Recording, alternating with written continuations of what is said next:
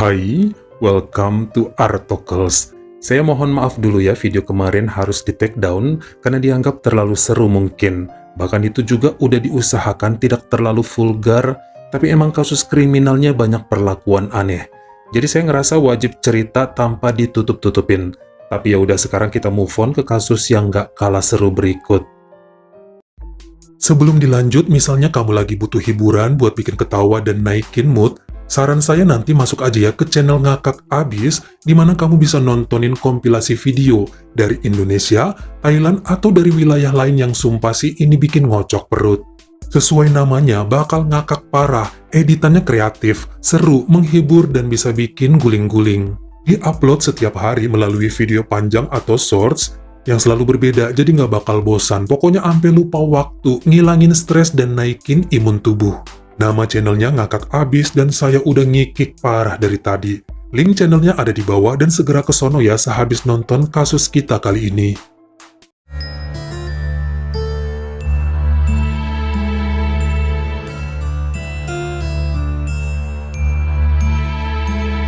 Hari ini kita menuju ke wilayah Manaus yang merupakan ibu kota dari Provinsi Amazonas di negara Brazil dengan jumlah penduduk hampir 2,4 juta jiwa menurut sensus tahun 2023. Berarti kurang lebih besarnya mirip kota Medan di Indonesia. Kita kenalan dengan seorang wanita kelahiran tahun 71 bernama Clusa Barbiero, di mana nama belakangnya itu didapat dari sang suami yang meninggal pada tahun 2012. Selain mendapat uang bulanan dari pensiunan suaminya yang dulu kerja pelayaran, Clusa juga sekarang menjadi asisten guru tari dan drama di Universitas Kesenian Manaus.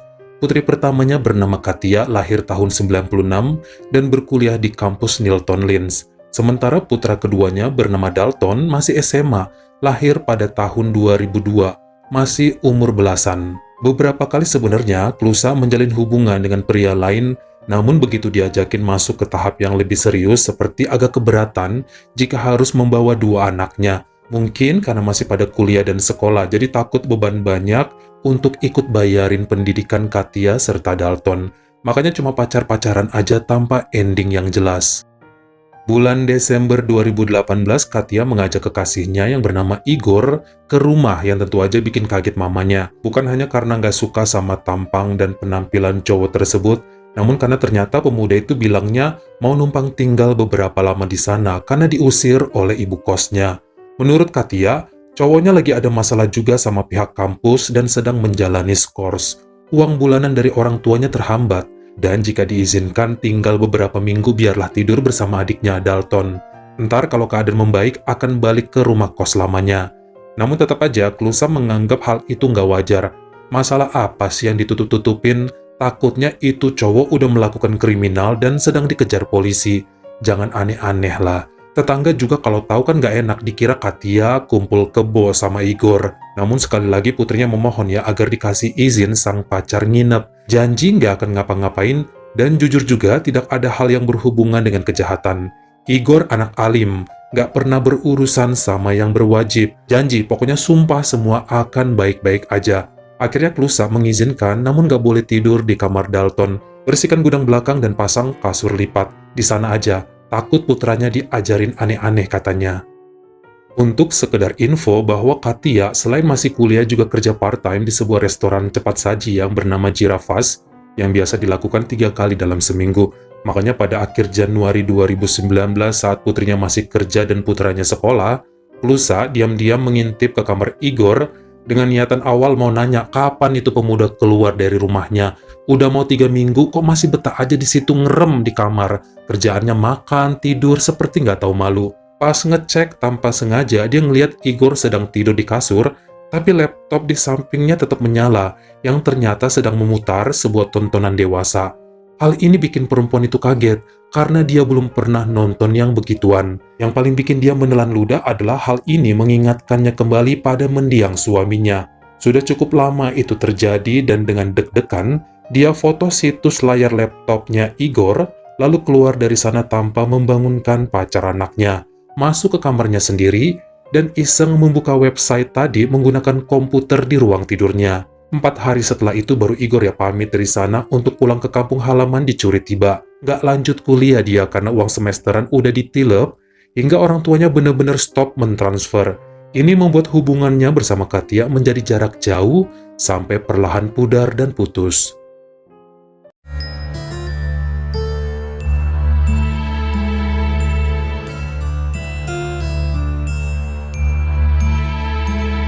Sepertinya, Klusa nggak peduli mengenai hubungan putrinya sama Igor yang sudah kandas, karena dia punya kebiasaan baru yang menyenangkan, meski harus dilakukan sendiri di dalam kamarnya. Hasratnya bisa terpacu hebat dan seperti membuka kenangan lama indah bersama suaminya dulu. Di tempat kerja pun dia mulai senyum ke sesama pengajar pria dengan segala fantasi yang ada di kepalanya. Sebenarnya wajar dan normal-normal aja bagi dia yang dewasa. Mau dibilang tua dan emak-emak juga ya manusiawi lah jika memiliki hasrat bergelora. Umur 48 masih pantas kok memiliki keliaran dalam pola pikir, toh tidak mengganggu saat bekerja. Sampai pada Jumat siang 26 Februari 2019 saat masih sendirian di dapur, pintu depannya diketuk, lalu dibuka yang ternyata ada petugas kebersihan menanyakan tentang beberapa bantal yang ada di halamannya. Apakah dibuang atau takutnya nggak sengaja terlempar keluar? Klusa bilang itu emang dibuang karena bekas dipakai orang yang numpang dulu di gudangnya. Senyuman petugas sampah itu manis banget seakan merobek jiwa Klusa yang langsung dibalas dengan kedipan mata oleh perempuan tersebut. Bahkan kemudian, dia memperkenalkan namanya adalah Josimar Berlato yang dengan refleks diajakin masuk sama Klusa untuk minum kopi dulu. Tapi nggak bisa, soalnya lagi kerja. Ada temennya yang juga sedang mengutip sampah di halaman rumah lain dan dia wajib melanjutkan tugasnya. Diokein sama perempuan tersebut, tapi besoknya jadi ditungguin terus, sampai kemudian bertukar nomor handphone, dan mulai kirim-kiriman SMS, namun gak pernah dibalas sama lelaki itu. Sampai 2 minggu kemudian, Josimar cerita bahwa dirinya sudah menikah dan memiliki 2 orang anak. Jadi kalau di rumah gak ngebales SMS karena takut dilihat istri dan jadi marah. Namun Klusa memaklumi hal tersebut hingga kemudian menawarkan sejumlah uang pada lelaki berusia 37 tahun itu. Apa mau jika sekali-kali menemaninya makan malam atau sekedar minum alkohol? Nggak masalah, kata Josimar. Dia juga ikhlas kok, nggak harus dibayar, asalkan makan atau minumannya ditraktir sama wanita itu. Makanya mereka setuju dan mencari waktu yang tepat. Janjiannya pas datang ngutip sampah, bukan melalui SMS. Pada 16 Maret mereka kencan dan pulangnya mampir di rumah Klusa. Anak-anaknya sempat heran siapa cowok yang dibawa oleh ibunya. Baru tahu bahwa itu adalah petugas kebersihan komplek, karena emang kan nggak pernah ketemu kalau siang. Bahkan besok-besokannya kalau sedang tidak bertugas, pasti Josimar mampir memenuhi janji dan melayani Klusa di atas ranjang sesuai dengan permintaan. Nggak bisa dipungkiri ya bahwa meski sudah tua, namun aura keseksian wanita itu masih terpancar dengan sangat kuat. Bahkan sanggup menyilaukan mata lelaki manapun. Senang sama senang pun dilakukan tanpa memikirkan keadaan sekeliling.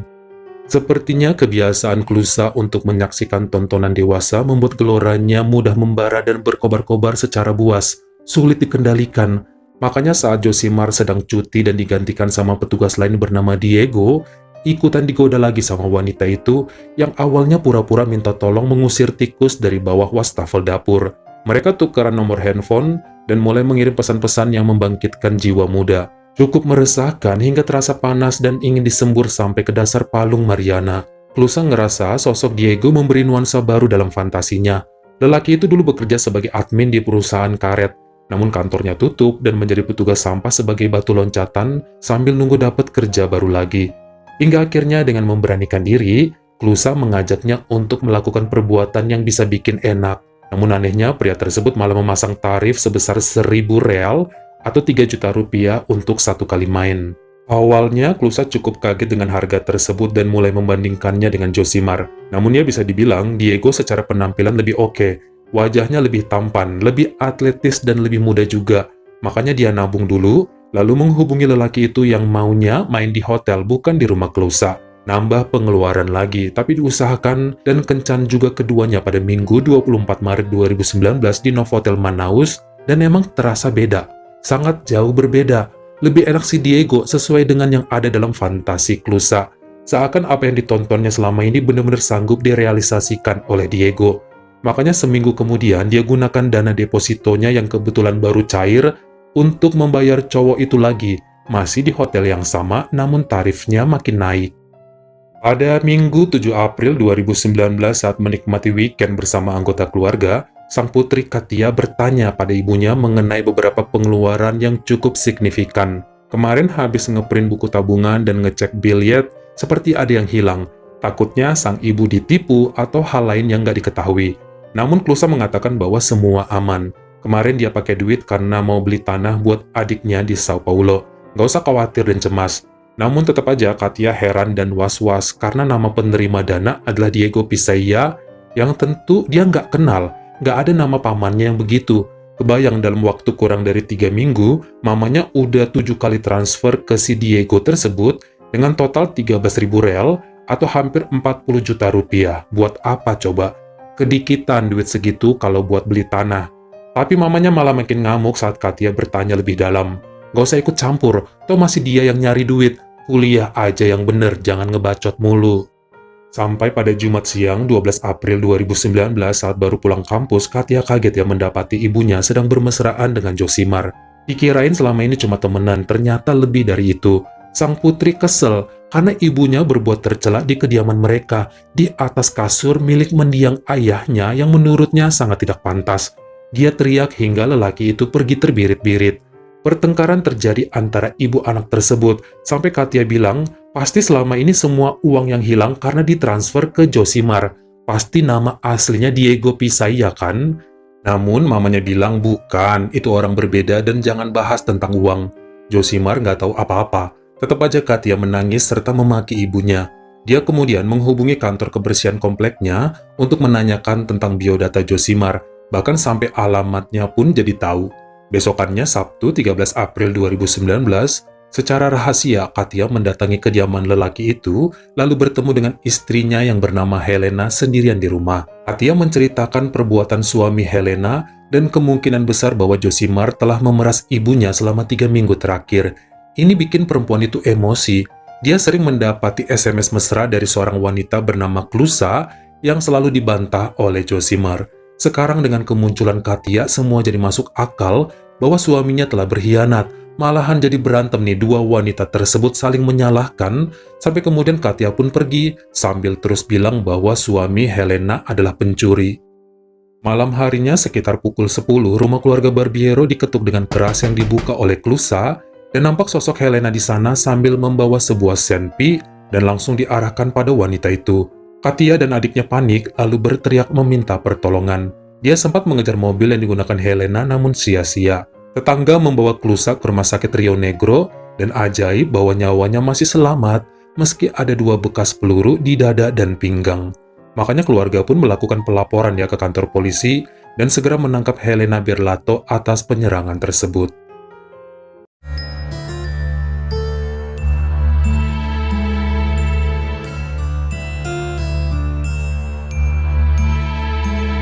Josimar memang mengaku pada pihak berwajib mengenai hubungan diam-diamnya selama ini dengan Klusa. Dia merasa kasihan sama janda itu karena bertahun-tahun jomblo, sementara orangnya sangat baik. Klusa juga menurutnya cukup cantik dan menarik untuk wanita seusianya. Itu yang membuat Josimar terlena dengan permainan mereka selama ini. Tapi sejak ketahuan oleh Katia dalam kamar tidur, dia sudah nggak berani lagi datang untuk mengunjungi rumah keluarga Barbiero, sebab nggak mau bikin kegaduhan. Diakui juga semenjak dulu Bu Klusa sering kirim SMS mesra dan mencoba nelpon Josimar tapi nggak ada yang direspon, sebab takut istrinya marah dan mengamuk. Seingatnya semua pesan sudah langsung dihapus, tapi bisa jadi ada yang kelewat atau SMS dari Klusa masuk waktu handphonenya dipegang sama Helena.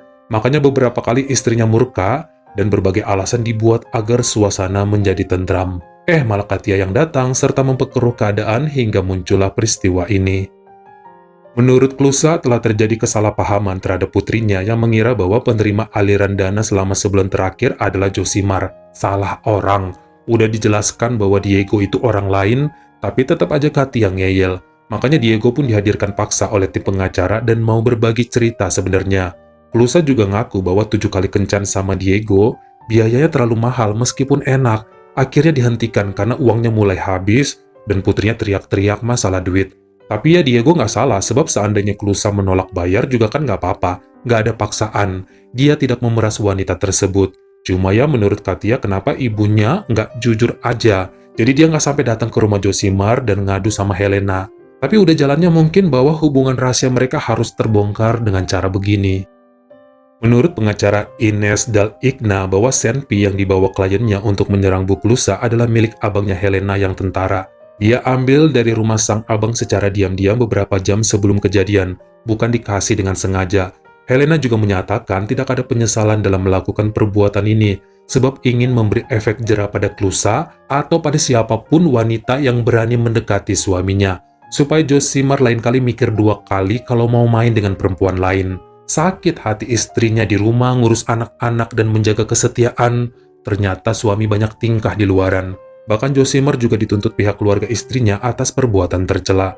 Klusa meminta maaf pada anak-anaknya dan mengatakan alasan melakukan ini karena terlalu lama menyendiri, kesepian dia dan butuh belayan. Dia juga meminta maaf ya pada keluarga Helena, sebab emang semua terjadi karena kenakalannya bersama Josimar.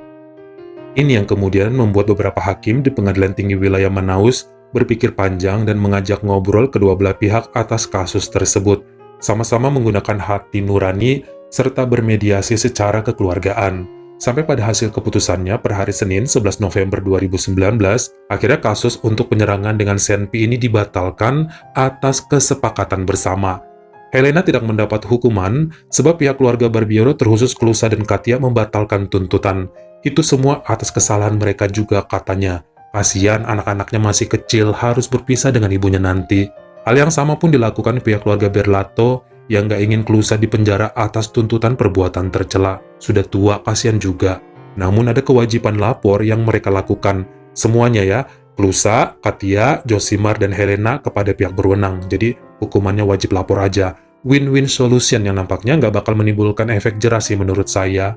Setelahnya, Josimar dan keluarga kecilnya dikabarkan pindah ke Porto Alegre untuk menghindari nyinyiran masyarakat. Bagaimana menurut kamu? Apakah cocok semuanya malah tidak menerima vonis apapun setelah dilakukan mediasi selama 7 bulan? Seakan hukum di negara tersebut kurang tegas. Suatu kasus dianggap beres hanya dengan saling memaafkan. Kalian komen di bawah. Kalau kamu suka sama video ini, jangan lupa klik like serta tombol share-nya. Buat yang baru pertama kali mampir, atau udah sering mampir tapi belum berlangganan, jangan lupa klik dulu tombol subscribe, dan juga dinyalain notifikasinya, supaya lain kali kalau misalnya saya upload video baru, kamu jadi orang pertama yang tahu.